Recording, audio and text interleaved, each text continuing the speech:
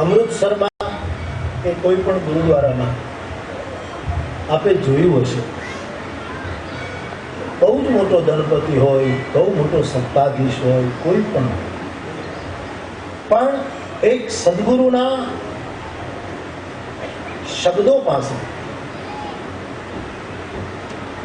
એ રૂપિયાવાળો માણસ, એ સત્તાધીશ માણસ બિલકુલ રાખ થઈને, ગાય થઈને કોઈ ખૂણામાં બેઠો.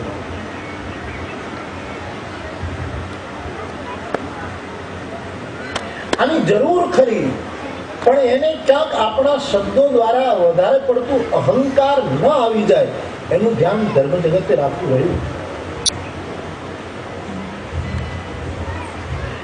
નહીતર આપણા શબ્દો દ્વારા જો એને અહંકાર આવે તો એ આપણા ઉપર પણ કબજો કરી શકે. પછી આપણે માનવું પડે એનું. આવું બે ઘણી જગ્યાએ જોયું, એનું માનવું પડે. ઘણા તો એમ કે બાપુ બાપુ તમને શું ખબર પડે, લે તું યાર લે આ ચિત્રકૂટ તું હંભા લે શું કરવા.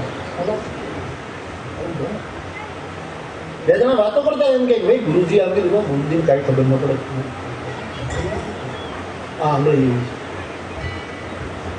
દરેક સાધુ સંતે રૂપિયા વાળાને અહંકાર, એક ધાર્મિક વિચારધારાના ફંક્શનમાં હું હતો. આમ કચ્છમાં કથા કરી 7-8 કલાક ડ્રાઈવ કરીને આવેલો. પછી રસ્તામાં આખો કાર્યક્રમ હતો, મેં હા પાડી. બહુ લાંબો કાર્યક્રમ ચાલ્યો, ઘણો લાંબો. અને એમાં મૂળ પુરુષ જે હતા બહુ સારું લીધા હતા, પણ એમણે પૈસાવાળાની જે પ્રશંસા કરતી એની રીતે પોતે બરાબર પેલા યોગ્ય હશે, પણ બધું ચાલતું હતું, હું સાંભળતો. એમાં પછી એમણે એક વાક્યનો પ્રયોગ કર્યો.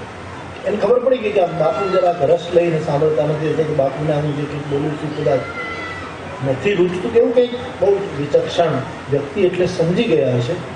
મેં તો પૂરી કોશિશ કરી કે મને નથી ગમતું એવી ખબર ન પડવા દઉં. નાટક કેટલું ચાલે યાર. એટલે એને ખ્યાલ આવે. એટલે એમને કહ્યું બાપુ મોડું થાય છે, સમજુ છું, હું આ બધું કરું છું. એક જ કારણ કે સાયકલના ટ્યુબમાં હવા ભરવી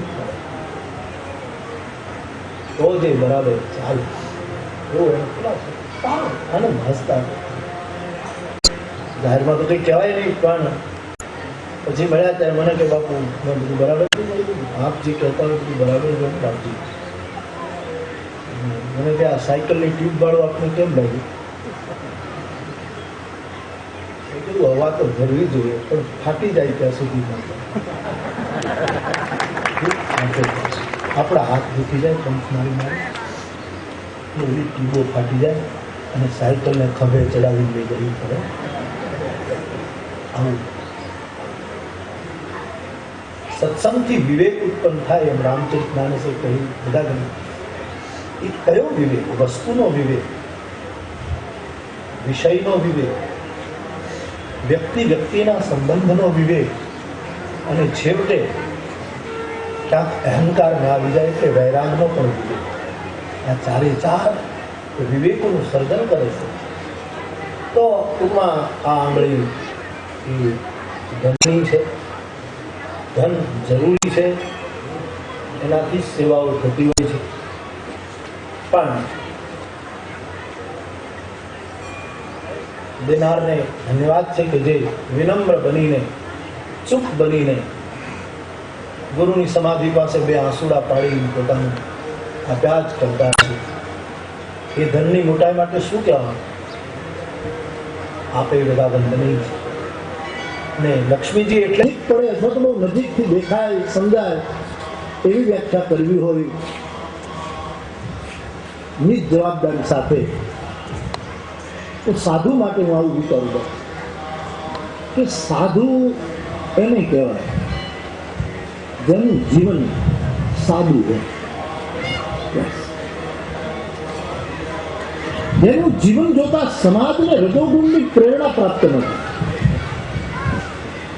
જેનું જીવન, જેનો દેખાવ જોતા સમાજને વૈભવની